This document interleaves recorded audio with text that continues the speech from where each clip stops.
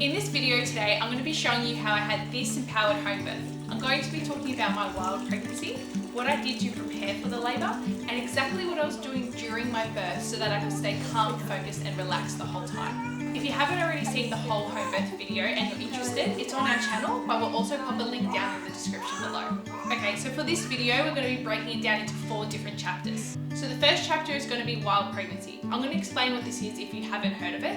I'm going to explain why I chose to do it and what it means to me, and also why it might be a better alternative for you. So the next chapter is birth prep. Now these are going to be the practical steps I took in my pregnancy before labour to make sure I was physically and mentally ready. You'll definitely be able to write down a few notes from this one. So chapter 3 is going to be the birth story. In this chapter, I'm going to explain how I was feeling, the techniques I used in labour, and anything that was running through my head at the time. Now, this chapter is going to be super insightful, and I'm really excited to share this one with you guys. So the last chapter is going to be a Q&A. I've received a lot of questions that are very specific to my birth, and I will be answering them. But a lot of the questions are actually quite general about home birth and free birth, and they'll be relevant to you as well. So that's going to be the structure of this video. So we're going to jump into chapter 1. Okay. What is a wild pregnancy?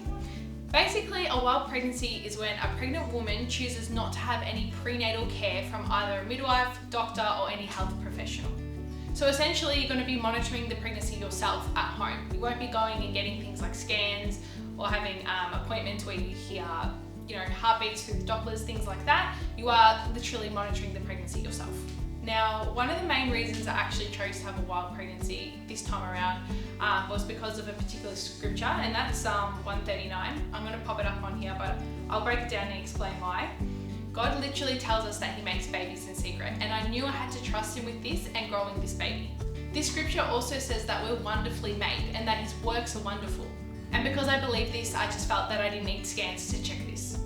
Now, I'm not saying that scans don't have their place. I think they can be very necessary when there's a cause for concern, and I would gladly have one myself if I felt like there was something that needed to be checked. Now, there's a lot more reasons why you might or would want to have a wild pregnancy besides that scripture, so I'm going to run through those now. Okay, now the 3 main reasons I would suggest to anyone to have a wild pregnancy, or why it might be a better alternative for you, is if you want less stress, less pressure, and if you want to take more control of your baby and your birth.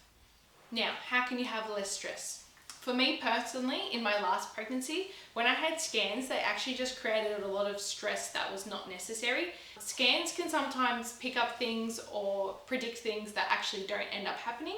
So for example, a lot of the time women can be told that they're going to have a big baby and that they should be induced earlier, only for the baby to end up coming out 7 pounds or an average size baby. So, your whole pregnancy, you might be stressing that you have a big baby. So this is just going to create a lot of stress in your pregnancy. And by the way, there's nothing wrong with birthing a big baby. Lots of women have 9 pound, 10 pound babies all the time vaginally, and there's no complications or problems. So for you going into your next pregnancy, you need to make this decision if you actually even care about what the weight of your baby is. And if it was stressful for you last time, do you want that stress this time again? Now the next point is I found I had less pressure this pregnancy for sure. Not having scans to estimate things like your due date means you don't have your healthcare providers on your back. If it drove you crazy your last pregnancy, all your healthcare providers and your friends worrying if you were a day or 2 or a week overdue, then a wild pregnancy might be something that's better for you this time. You can easily track your own due date and feel at ease with that yourself by calculating your cycle and your ovulation times. So even though this time around my friends and some family were still concerned that I was over a week due with Sephora, it didn't bother me, and that I didn't feel the pressure that I felt last time because I was at ease knowing that I trusted my body to birth when it was ready. So getting that 12-week scan, which is often called the dating scan, it's not really that necessary anyways because I don't believe in due dates. If babies are 2 weeks early or 2 weeks late, isn't really relevant, and I truly believe that babies will be born when they're ready. Now obviously a big part of this is trusting your body, and for me this came with doing lots of research and lots of looking into articles, which I'm going to talk a lot about books and stuff later if you guys are interested in some things that I read. But this actually just enabled me to trust how long the gestation would take for Sephora to be born. And the last point is if you want to take more control of your pregnancy. If last pregnancy you felt like you were just being demanded or being ordered to do certain things you didn't want to do. So for example, if your hospital is telling you it's their policy and that you must take this specific test, have this certain infusion, you need to be induced at this time, all these certain things, and you end up doing lots of tests you didn't even really want to do, or you ended up agreeing to certain things like inductions because you felt pressured, you might want to just consider a wild pregnancy.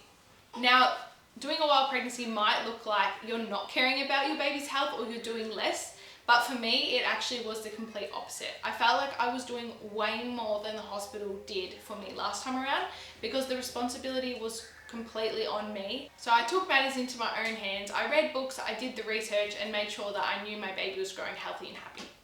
At the end of the day, you are still fully responsible for your pregnancy and its outcomes, regardless if you listen to what your healthcare providers are telling you in a hospital or if you are doing that research yourself at home. So for me, I just trusted myself more than what my healthcare professionals were telling me. So that's why I just chose to have a wild pregnancy. To wrap it up, regardless if you're going to have a wild pregnancy or go through a healthcare system, I would recommend doing as much research as possible so that you have confidence in whichever system you're choosing. Now, I know there's a lot more questions about wild pregnancy, but I'm actually going to answer those in the Q&A, so stick around to the end if you're curious more about wild pregnancy. So now on to chapter 2, which is birth prep, and this is all the things I did in pregnancy to make sure I was ready for birth. Now, the first thing, and I actually think this is the most important, is your breathing. Now, the main reason why breathing is so important is because your uterus is actually a muscle. Now, for muscles to work effectively and efficiently, they need oxygen. So if you want your uterus to work well in birth, it needs to have lots of oxygen. And the best way to practice this is in pregnancy. You want to be practicing the types of breathing and breath work you're going to be doing in labor to make sure that your uterus can work well. Now, I read lots of books about breathing, which I will link below, all the different types of breath work you can do for the different stages of labor. I would basically practice this just for 5 minutes every day of my pregnancy. Now, another technique I used in my pregnancy to lead up to birth was visualization. Now, I would tie this in with my breathing. For me personally, I like to imagine a flower and the petals opening up. So I would inhale, and on the exhale, I would imagine the flower petals all opening up into a beautiful flower. And I did use this in the birth itself. I would use this probably when contractions were at about a 7 out of 10, when I could still focus and use my imagery to create that scene. And the more you practice this in your pregnancy and the more you create the same scenario and scene over and over in your mind, when it actually comes to labor, you'll be able to pull out this tool and imagine or use the visualization, and it will really help you with getting through those more intense contractions. Now, the third thing was practicing things that I wanted my birth team to actually do on the day. So for me, this was spending lots of time with Tom practicing the things I wanted him to do on the day of my labor. Now, we didn't even end up using all the techniques we practiced, but it was just a nice bonding time in my pregnancy anyways. So this would include things like light touch massage. Tom would run his fingertips over my back, and we would practice also the breathing techniques at the same time. So I would hunch over a ball and Tom would squeeze my hips in. I wanted to practice this a lot in my pregnancy because I was worried about having a lot of back labor. So Tom and I worked on this during the pregnancy together. Now, on the day, you want your birth partner to feel strong and confident in what they're doing. And they're probably not going to watch as many YouTube videos as you, but they are probably going to be more than happy to practice some of the techniques with you during your pregnancy. So practicing these techniques is going to be a great way for them to feel confident on the actual day because they've practiced it so many times beforehand. A lot of partners can actually feel uncomfortable or awkward on the day of birth or in the birth space because they actually don't know what to do. So I think it's so important to practice these things with your partner so that they can definitely be there for you on the day and provide support. Now, the last thing I did every day as well as preparation for labor was imagining the birth. Actually, playing out the scenario in my head and in my mind. Because if you tell yourself something enough times, it will happen. And it will play out how you envisioned it. So for me, sometimes I would just go and jump in the empty spa. I didn't even need to have water. I would just sit in there and I would imagine how I would labor and how I would deliver this baby. I imagine what it would be like when I first, caught her, brought her to my chest, and I even practiced how I would labor and breathe, how I would feel the contractions in the spa. so that on the day when I jumped in the spa, I had played this out so many times that my body just knew what to do from this practicing. Ultimately, everything that you do is going to help you be more comfortable and confident on the day. You need to be practicing things throughout your whole pregnancy. Because you've practiced it so many times, on the day it almost does feel like second nature. I'm going to quickly mention one book here. It's called Birth Skills by Juju Sandil, I think. Might have to fact check that one, but I'll have a screenshot of the book here and link it. This book really talks about so many different techniques and skills you can do in your labour. I read it in my first pregnancy. I didn't read it this time, but the only one I really took out was visualization. But there's so many techniques that you can practice every day, and it's a great book to read. So in summary, birth prep is essentially doing the research to learn the skills you need for birth, and then practicing them every day so that when the day of birth comes, you have harnessed the skills to be able to do it. And then you'll have the confidence to stay calm and know that your body is capable. So chapter 3 is going to be the birth story, and we're just going to dive in. I did have a couple of days of light, small contractions leading up to the birth, but they fizzled out and weren't that strong, so I didn't look into them too much. But on the 24th of June at 4:30 a.m, I did feel some much stronger and more consistent contractions. So first off, because it was 4:30 a.m, I was very excited, but I didn't wake up Tom. And this is my first tip. If you start feeling contractions during the night and they're not that strong, leave your partner alone. Let them sleep, because they are in your team and they also need to have the energy to help you through the birth. So they need as much rest as possible. So I left Tom sleeping until 6:30, where he naturally woke up at that time anyways. So because I had been mentally preparing for this birth for so long, I knew that when I started feeling contractions that I wanted to take it really easy and slow and just rest, especially if it was still AMs, which I did. Once we did get out of bed and start our day at about 8:30, I think it was, I really made an effort to make sure I just went about doing my usual daily tasks. So your mind needs to be relaxed, so important in the early stages of labour. You don't want to be stressing about your contractions and if they're getting stronger and closer and all these things, because you want to encourage oxytocin to flow to help labour actually progress. So a tip here for early labour is don't look into your labour symptoms too much. If you're feeling contractions come, just let them come and go about your normal day. For me, I was doing a little bit of cleaning in the kitchen, I was organising my spices, and when I had contractions I just stopped and let them be, and then I carried on. I also don't recommend using a contractions timer or one of those apps you use on your phone, because then again you get fixated on that, and as soon as you see a difference in between contractions, that can cause stress again, which is going to stop that oxytocin. So I would just recommend not bother timing them. You can time them yourself, like, oh, it's been about 15 minutes, things like that, but throw out the app, don't use that. So basically what you're doing is you're preserving that mental energy. You want all your mental energy for the hours to come when labour is intense and you need it the most. So don't waste your mental energy at the start timing contractions or worrying about whether they're getting closer together and stronger. You will know when they're close together and stronger. You don't need any app to tell you that. So even though my labour had definitely started, I was relaxed and just enjoyed my morning basically. I knew that there was a good chance that I wouldn't even have my baby until the very next day. Even as my contractions ramped up, I still made a big effort to keep going on about my normal day. I think my contractions were about a 5 or a 6, maybe it was more than a 5, when I was reading a few books to co-op, and I still read more books, and when I was having a contraction and I need to focus, I just stopped and breathed. And when the contraction finished, I just kept reading him the books. This is another way to just help speed up time and not use that mental energy again. So ultimately I went about my day as normal, because I didn't know if I would be having the baby that night or in 2 nights from that day. So you don't want to be doing anything out of the ordinary, thinking the baby is coming and then they don't, which is just going to lead to disappointment and extra stress for you.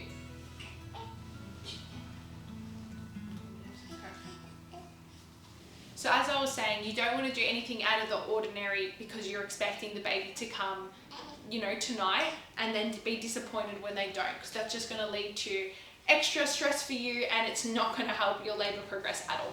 Now, getting rest is also super important in labour, especially early labour. So Tom, Colin and I all tried to go for a nap at around 1:30ish. My contractions were actually quite fairly strong at this point, so I was struggling to sleep through them, but Cole got a nice nap and so did Tom, which, like I said, is also important that the rest of your birth team gets good sleep. While they were sleeping, I chucked on a movie in the background, but I did a lot of UFO positions. Now, this stands for upright, forward and open. And I will pop some video clips here showing you what type of movements I was doing. But this is essentially just helping the baby to get in the most optimal position in the pelvis, and just help them rotate and descend lower. So there's a saying that goes, movement brings improvement. So I had that in my mind a lot during labour. So I always tried to move or put my legs in a different position. Because if your labour is progressing slowly, it's probably because the baby just needs some more time to wiggle and move, but you can encourage this by getting into different positions, which is why I love active birth. I like when women can be up and about and moving for what feels good and not being restrained to a bed. I just think this is just really good for making sure that labour progresses well. So at this point, contractions were getting more intense, but they were still quite manageable. But I think in labour you definitely do downplay the intensity of your contractions. It's kind of like a coping mechanism because you know you have a lot more intense contractions to come, kind of thing. But I could definitely talk through them, so I knew that I wasn't in active labour quite yet. So honestly, looking back now, in that moment I was telling myself, you know, that you have a lot longer to go and that it could still be days, all that type of stuff to make sure I was in the right mental state. But deep down, I knew that the baby was going to join us that night. So by this time it was around 5 p.m. and it was starting to get a little bit dark. So I knew that if I wanted to go for a walk, now was the time. And in my pregnancy, I always envisioned us going for a walk while I was in labour. Yeah, it's a great position to get the baby in optimal position. So we went for one lap around the park across our house. And I think I had about 3 or 4 contractions on the walk, and they were getting quite intense now. I would say that they were probably, 6.5, 7 going for a walk around that park. In hindsight, when I look back, I definitely downplayed it when we were going for a walk. I remember telling Tom, I still think they're only a 5, but they were definitely more intense. And yeah, being upright, your contractions are going to feel a lot more intense because the weight of the baby is completely pushing on your cervix. So again, another great position to be in when you're in early labour or even active labour, of course. And because I had been envisioning this birth for so long and I always wanted to go for a walk, and the sunset was so nice on that day as well, mind you. When we actually went for the walk with my family, it was just such a nice oxytocin boost. Literally walking out the steps that I had envisioned in practice was already giving me peace and the confidence that everything was going to plan. And the other element to that was that, looking back now, I was only 3 hours away from giving birth, which is just crazy. But it was just so nice the whole time, the birth being so family-centered. Like, even taking Cole for a walk while I was having contractions and Tom being there was just so nice. And we were outside, which is something that I love, being in nature, so it was all going really well. And I guess this is one of the benefits about a home birth. You can be in a familiar environment or in an environment where you feel safe. And I much preferred to be walking, enjoying the sunset with my family in labour rather than staring at hospital walls with people I didn't know. So shortly after the walk and when we got inside, things really started to ramp up. We tried to chuck on a movie downstairs to all relax together, but I think it was like literally 15 minutes into the movie I was like to Tom, okay, we need to go upstairs because things are definitely getting more intense now. So we came upstairs and set up the birth space here. So all we really did was chuck on a couple of fairy lights, and Tom started to fill up the spa just in case things really ramped up fast, because it did take about 40 minutes to fill up the bath. At this point, the emotions of birth and getting to meet my baby soon really kicked in, because I knew I was in active labour now, so I knew it wouldn't be too long until baby was here. And I definitely did get emotional and have a few tears thinking that another baby would be here. So at this point, I wasn't trying to downplay the intensity anymore. I wasn't telling myself, I was going to get more intense. I knew that I was about to enter the thick of it for sure.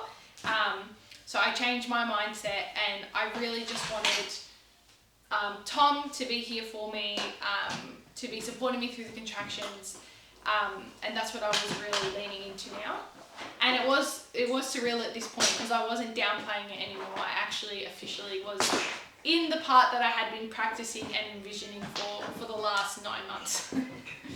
Now at this point, my contractions were coming in very close together. They were coming in about 1 minute or 2 minutes apart, and they were quite intense. But this time around, they were actually not as long as what I experienced with COA. With COA, they were lasting about 60 seconds, the contractions.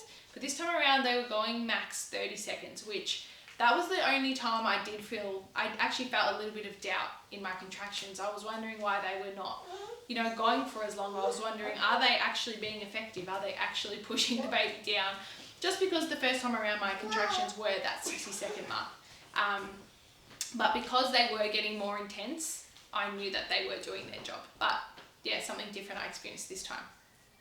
So this time around, to deal with these contractions, I actually was just on my knees, hunched over the bed, but I was doing a lot of swaying. Like, I was really swaying into each contraction. And my mentality this time around is that I wanted to be as relaxed as possible. I didn't want to hold any tension in my jaw, in my face, in my shoulders, anywhere. So every time I had a contraction, I was focusing on being completely relaxed, even down to like my fingertips and my toes. Like, that was my main focus. And I feel like I really embraced each contraction.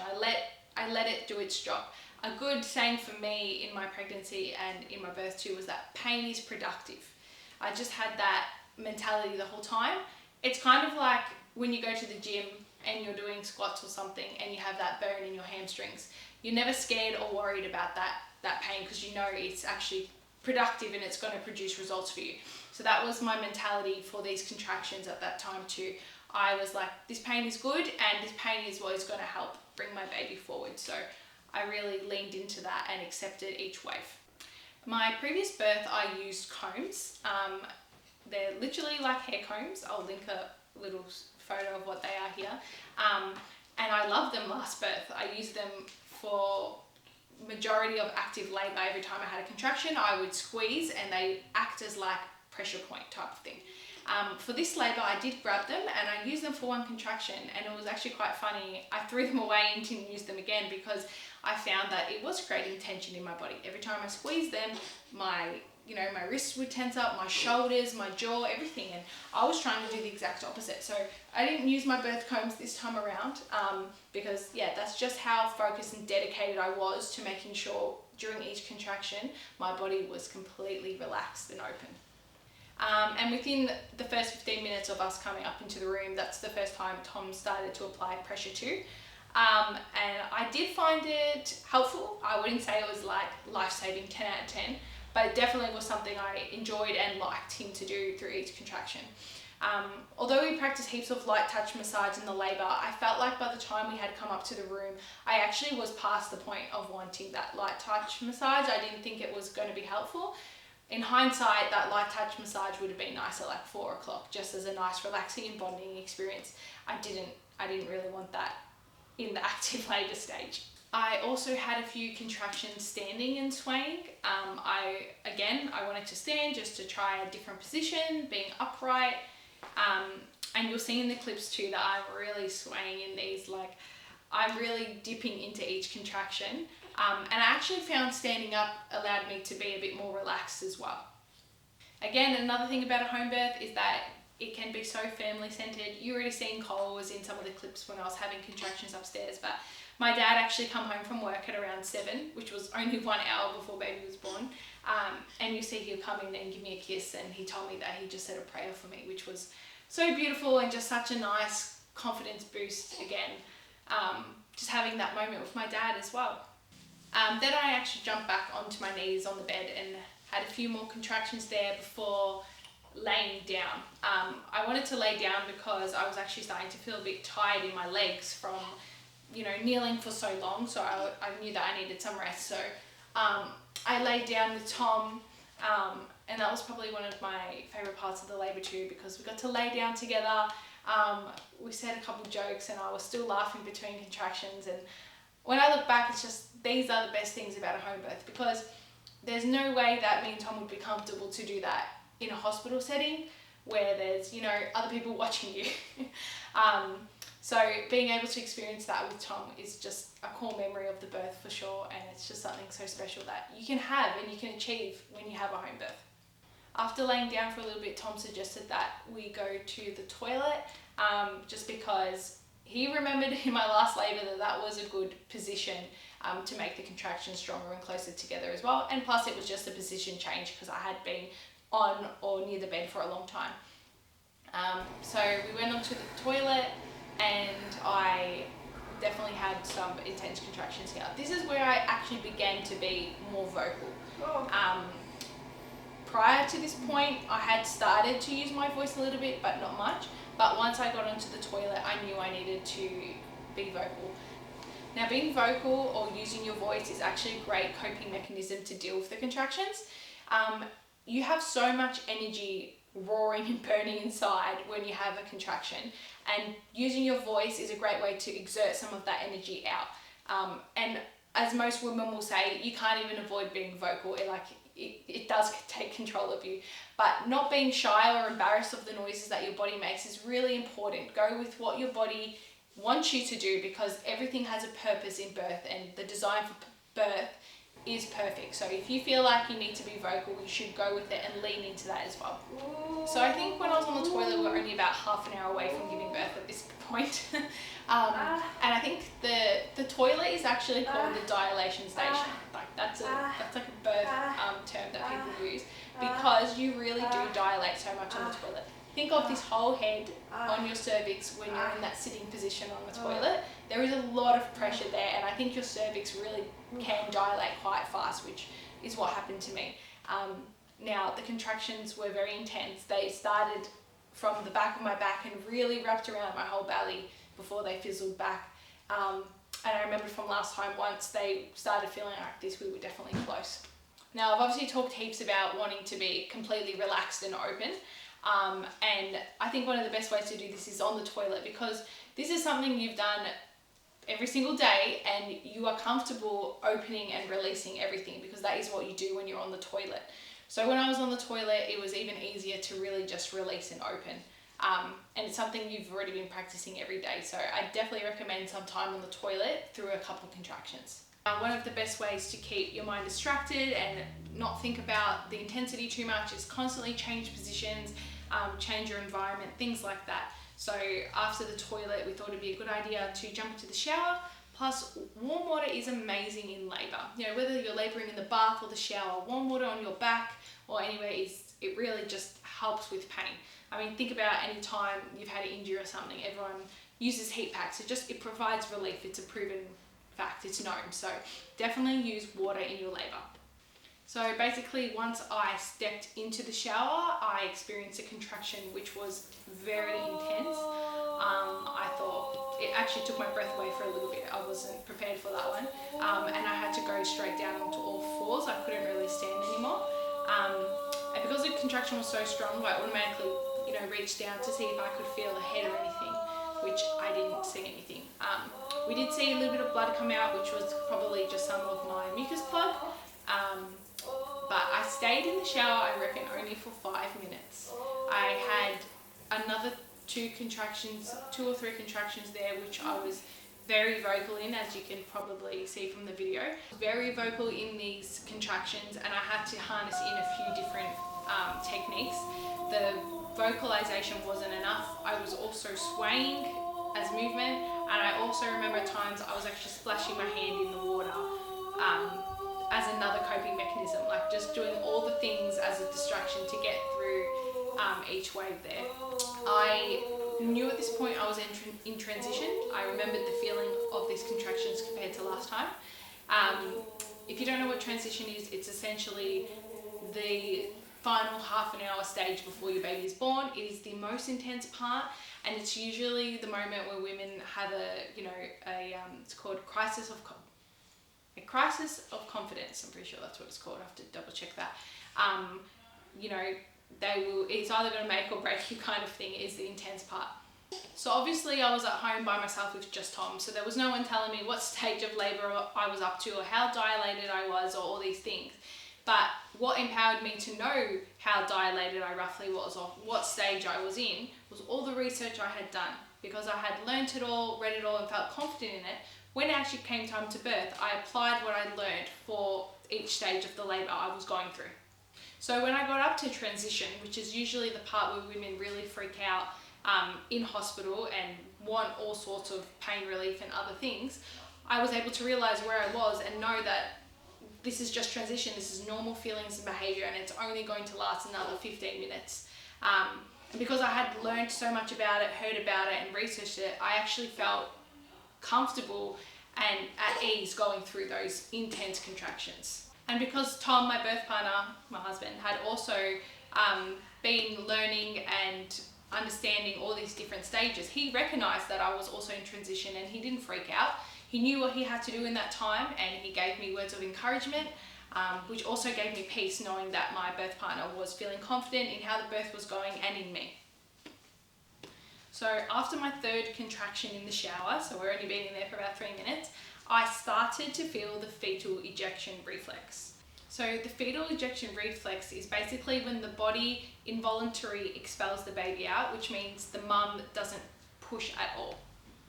So there's no force pushing on your part. Your body basically pushes the baby out for you. So once I started feeling this reflex in the shower, I said to Tom, after this next contraction, we have to get into the spa right now. I'm gonna have this baby in the shower. So I had the final and fourth contraction in the shower, and then Tom helped me walk from the shower to our spa. Now, once I jumped in the bath, I had one more contraction and that was it. This was identical to my last birth too. Once my transition period ended, I never experienced any more contractions. Basically, the ejection reflex really takes over and that's the new sensation or feeling I feel until the baby has been delivered.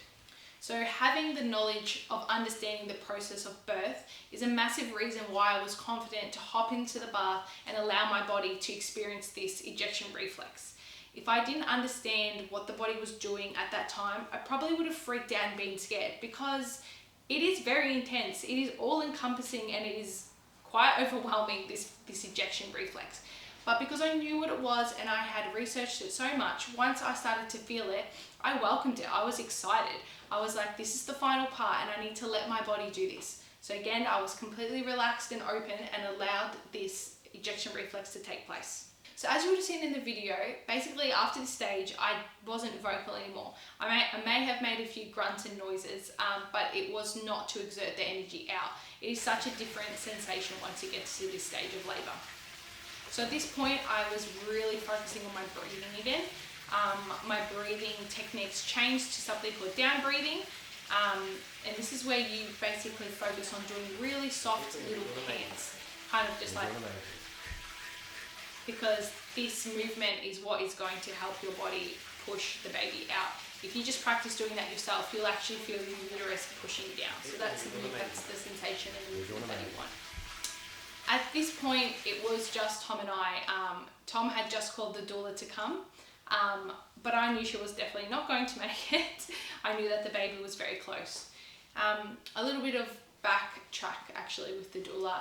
I had a thought in my head maybe an hour before birth thinking that, oh, we should call her, that she should come. But I actually didn't want her there. Not that she's not a great doula, she's amazing and I highly recommend her to anyone. But I actually just was really enjoying it just being Tom and I didn't really want anyone else in the room. So that is the reason why we ended up calling the doula so late. I was just really enjoying the process with me and Tom. So by the time I jumped in the spa, I thought it's definitely time to call her now because the baby will be here, but I knew she wasn't going to make it. And to be quite 100% honest, in that moment when I realised she wasn't going to be there, I did have a 1 second freak out because I had planned for her to be there, but I quickly reminded myself that I already knew all the information, I already knew how to do it, and if she was here, she wasn't going to help deliver my baby anyways. She was just going to provide the same support that Tom was. So I quickly got back into a good mindset and carried on. And Sarah was a great doula. She had said multiple times in our pregnancy, I need you to think if I'm not there, how are you going to go? And she did, harness that into us. a lot during our pregnancy, and I think she actually did equip me to be ready to birth by myself, so definitely props to her for that. Now, as I was in the spa, I think we were only in there for about 10 minutes before she was born.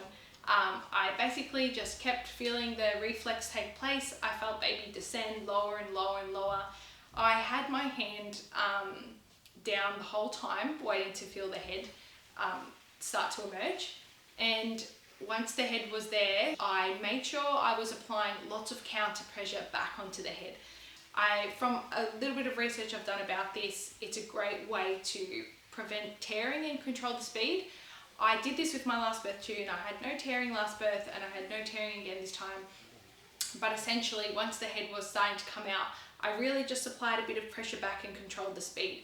So when I felt like she was coming out fast, I just pushed back that ever so slightly to control and to allow everything to stretch slowly and open better. And I really do think that's one of the reasons why I didn't tear, because I was just controlling the speed a lot better. And being able to hold her head myself and just really have to lean onto my own intuition, having no one there to tell me what to do, it really was such an amazing experience, and I really feel like I had control of my birth the whole time, and it went exactly how I wanted. I had no external pressure or voices or concerns telling me if I should be pushing or I should be doing this or that, and I really felt in control of the birth the whole time. I didn't feel like I was, losing control of my body, or I didn't know what was going on. And on one of the final ejection reflex pulses, I felt her whole head really having a lot of pressure coming out. So I took pressure off my hand and I guided her head out.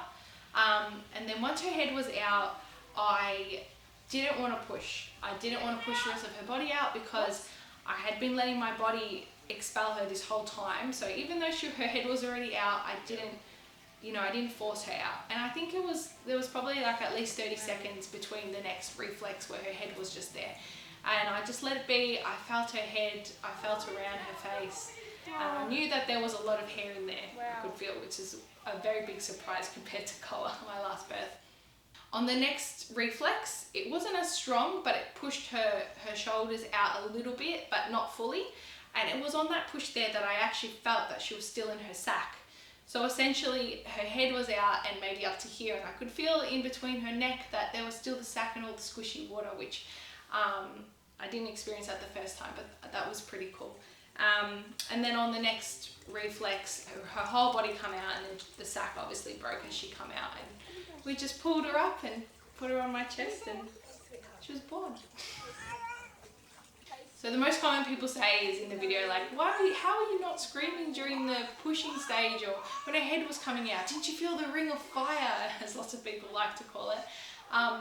And for me, for both births really, the pushing stage, we'll call it, is actually like, it's the least painful for me.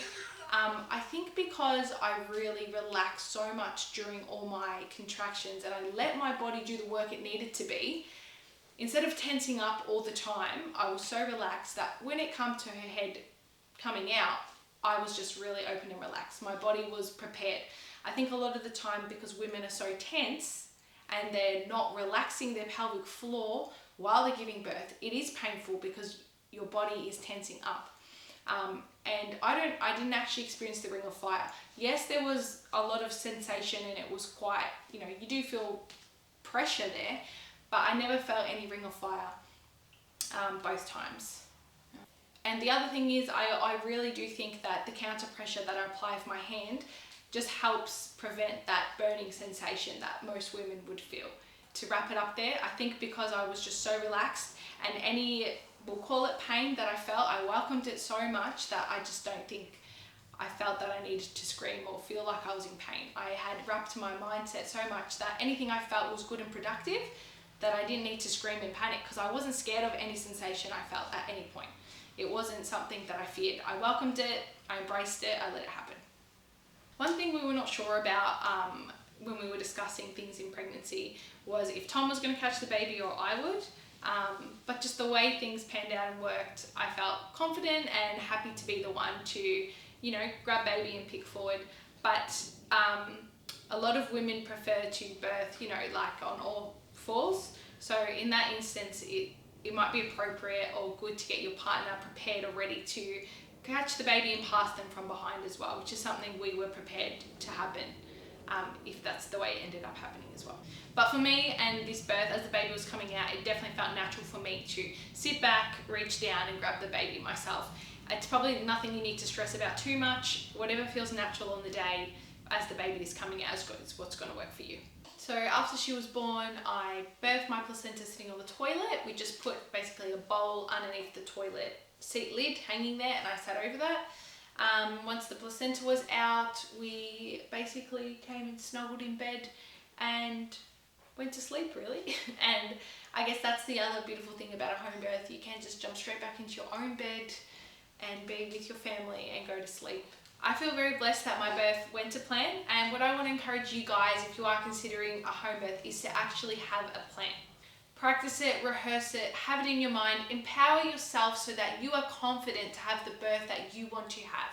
You cannot go into birth blindly. I believe that if you don't put in the research, you're going to let someone else dictate the outcome of your birth. You need to take control of the outcome you want, and that is all about having a plan and putting it into action. Okay, so on to the last chapter, which is Q&A. All of these questions have either come from Instagram, YouTube, or just friends and family in general. So one of the first questions, and it's actually something that I questioned myself in my pregnancy, was if I'm not getting any scans, how do I know if I had conditions such as placenta previa? Now, out of all the complications and risks and things that can go wrong in pregnancy, I was pretty much confident that I could home birth with all of them, except I was actually concerned about placenta previa because technically the only way to check is if you have a scan. And for those of you who don't know what it is, it's when your placenta is partially or fully covering some or all of your cervix, the opening bit. So basically when it comes to labour time or birth, the baby can't really exit the birth canal because the placenta is lying where it is. But the reason why I felt confident that I didn't have placenta previa was basically there were a lot of symptoms and signs to look out for in your pregnancy. So someone with placenta previa would experience bleeding in their pregnancy, normally in mid-pregnancy, and I didn't experience any bleeding or any types of cramping or things like that, so I was confident that I didn't have it. Another thing to look out for is if you start bleeding in labour. So if I was bleeding in labour, that would be a sign that I possibly had it, and I would definitely immediately transfer to hospital if that were to come up. But obviously that didn't happen, so I felt pretty confident with that one. Okay, so was I worried about complications if I wasn't having any scans? Short answer is yes, I was. There were some conditions I thought I definitely need to look into and feel confident about these things if I'm not having scans. But after doing lots of research about all the different things, I felt very confident in having a natural birth, even if conditions that scans showed me did present themselves. So for example, if baby was breech, which a scan could tell, I would still be confident to birth the baby naturally, even if it was breech. Another complication that scans could show was cord insertions, and there's different types, and this is something that I was slightly worried about and I wanted to look into. But after looking at all the risks that go along with not actually knowing what type of cord insertion you have, I felt very comfortable with it. This is because I was opting for a natural birth, and complications arise more with different cord insertions if you are actually being induced or if you're having your placenta, being pulled out at the end and all those types of things. But again, after all the research, I felt like this was something that wasn't going to affect my birth. People also get scans to check for any abnormalities in their baby, but for me personally, if there was any, it wouldn't change how I was going to go along with my pregnancy anyways. Abortion was not an option for me, and birthing a baby with an abnormality was okay. The only abnormality I did consider is if the baby had a heart condition and they might have needed immediate care after being born. But again, when I looked at the risks and statistics, it's extremely unlikely and such a low chance of that happening for my baby. I still thought the best place to birth was at home. The next question is, did I tear? And if I did, how did I fix that? As normally midwives would stitch this up in the hospital. Short answer is I didn't actually tear, and the way I knew this was that I just checked myself. It's not hard to do. If you have a mirror, you can check after birth, but you would mainly feel it. You would know if you had a tear, and if you've teared before, you know that feeling. I was able to go to the toilet after birth, and there was no burning sensation, which also comes with tearing and grazes. Now, if I did have a tear, if it was a first degree tear, I would let it heal itself, because this type of tear, your body can naturally repair really well and fast at home by yourself. If I had a second degree or a third degree tear, if it was a second degree tear, depending how bad it was, I may or may not go to the hospital to get stitched. But if I experienced a third degree, I would simply drive myself, or get Tom to drive me to the hospital, probably the next day, to get stitched, which is not a problem. The hospital will be more than happy to help you with that. So was I scared of pain or not having professional help? So short answer, as you've heard me say many times in this video, I treated the pain as something that needed to happen. I welcomed it, and I kept telling myself that pain was productive. So although it was intense and it's not something I want to experience all the time, I was not scared of it. I knew it had its purpose, and I had to let the process unfold. Now, in regards to professional help, I don't believe you need a midwife to have help for your birth. I feel as though I had lots of professional help. I read lots of books. I was in contact with my doula my whole pregnancy. I asked lots of questions. I got lots of information. Of articles, journalists, all these type of things, podcasts. So I feel like that was all my professional help. And in regards to not having a professional on the day of the birth, again, I don't think you have to have someone who is registered with a university degree to provide you help on the day. I found that Tom and my sister and the rest of my family that were there to help me provided all the support and help that I did need. We did hire a doula to be there, obviously, for the birth. We didn't call her early enough, so she would have also been there. But yeah, just I guess my overall answer is that I don't think you need a registered midwife to help you. There is lots of people you can lean on for support when it's your birth. So overall, I did seek a lot of professional advice from books, podcasts, and all the articles I read. Now, did I have a home birth for my first? I originally was planning to have a home birth, and I was booked in with Sunshine Hospital here in Victoria to have a home birth. Reason being is they have a publicly funded program. So I didn't have to pay for a midwife. They send a midwife from the hospital to your home. Unfortunately, when I was 31 weeks pregnant, it got cancelled because of COVID. And then from there, I was kind of not really sure what to do, because I was getting late into my pregnancy, and I probably just didn't have the funds or talked about it enough to hire a midwife that late in my pregnancy. So I ended up birthing at the hospital. My whole labour was 30 hours, and in the 29th hour we went to the hospital. So it was still very much natural, intervention free, and a great birth with the hospital too. So the next question is asking when I will go to the doctor to get support to have some checks. I think you're referring to the health nurse appointments you go to when you have a newborn. When I went with Koa, I just realised that all the things they did, you could really do at home yourself. So the main things they did was do things like check the skin folds on their legs, to check for balance in their hips, weigh them and measure their head, measure their length, all those things, and then put them on a percentile chart essentially. I have scales here, so I do weigh Zipporah every 2 weeks. And I have a tape measure, so I can measure her length and make sure she's growing, all those type of things. So I don't really feel the need to take her there. I would seek health advice from another professional if there was something I felt like I couldn't address myself. But all those newborn checks we can do in our own home. So how did I know my due date if I didn't get a scan? Essentially, scans are only estimates, but the most accurate way is actually to track your own cycle. So if you can track your own cycle for at least the last 3 to 6 months, you'll be able to work out your ovulation window. And then you can use these calculations to work out your conception date and also your due date. And that's essentially what I did to work out my due date. Now, in my home birth prep video, I mentioned iron, and that I could go on for a long time about iron, and that it's a bit of a conspiracy theory about women having low iron in pregnancy. And someone asked a question, what did I mean by that? So I'm going to very briefly list a few points, and I'm going to give you lots of references that you can go look at yourself. Otherwise, this video will turn into 3 hours. In short, if every single pregnant woman is being told they are low in iron, do we really believe we are low in iron, or is our body naturally doing something it's meant to do in pregnancy? So from my research, your hemoglobin levels are meant to naturally drop when you're pregnant. This is because of the increase in estrogen. We are then told that we're low in iron and to take supplements, and then we're actually doing the opposite and we're overloading our body with iron. Now this is obviously really bad, and you should definitely check out this book which talks all about the dangers of overloading on iron. Now another resource I really want you to check out if you're ever told that you're low in iron in pregnancy is this Instagram here. I'm going to link it, and her name is Corey. She has a highlight called Iron. You need to go through and read it all. It is amazing. It explains exactly what is happening to your body in pregnancy and why your iron levels drop and why this is normal. You also need to understand the iron recycling system and how your body works with iron.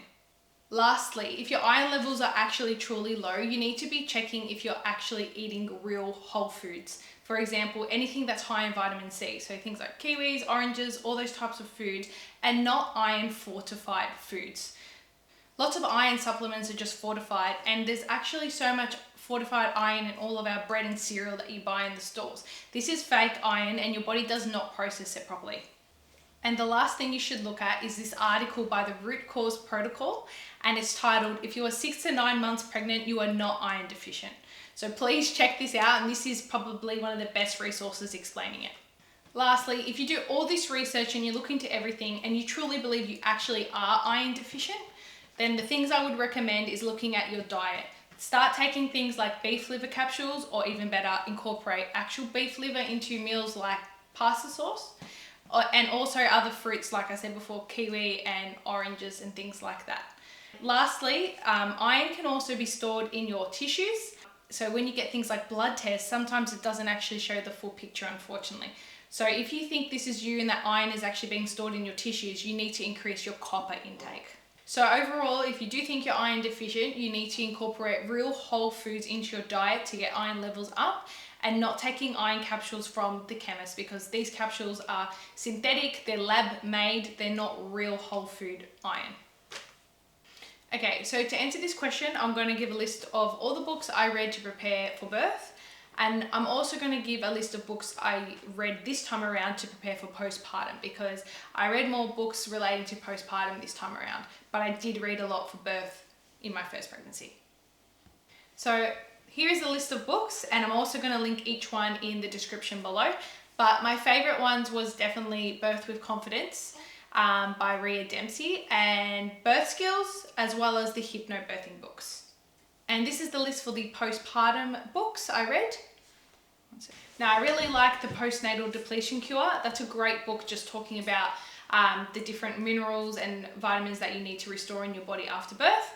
And I also really liked Postnatal Pilates. Now, I know that sounds funny because it sounds like it's just an exercise book, but it's not. It talks a lot about your pelvic floor and all the muscles and organs that have had to shift in your pregnancy and how you can get them back. So I really recommend that book too if you're interested about your pelvic floor. So did I have any regrets in my pregnancy and birth? Honestly, I have no regrets for my birth. I think it was the perfect birth. I can't actually fault anything. In my pregnancy, I would say that I regret not knowing the importance of your pelvic floor and making sure it's strong. I was in a lot of pain towards the end of my pregnancy in my pelvic region, and that's simply because my pelvic floor was quite weak.